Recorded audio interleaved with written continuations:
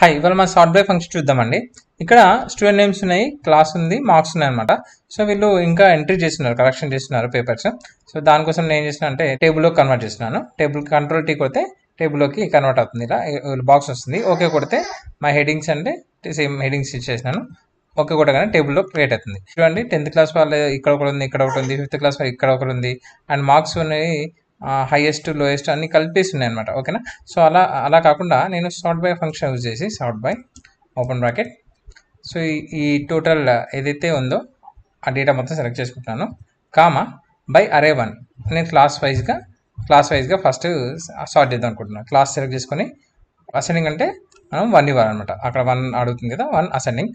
Comma marks కూడా చేద్దాం అనుకుంటున్నాను. మార్క్స్ హైయెస్ట్ ఉన్న వాళ్ళే పైన రావాలి, మిగతా కింద రావాలనుకుంటున్నాయి. మార్క్స్ కూడా సెలెక్ట్ చేసుకున్నాను.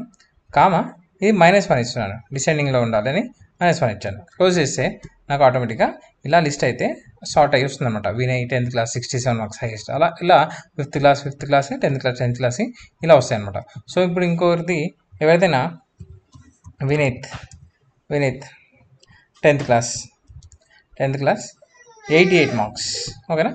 సో ఇలా మనకు అసెండింగ్ వచ్చేసి ఇలా టేబుల్ అప్డేట్ అవుతూ మనకి ఒక సార్ట్ అయితే అవుతుంది అనమాట. ఇలా సార్ట్ బై అయితే యూజ్ చేయొచ్చు.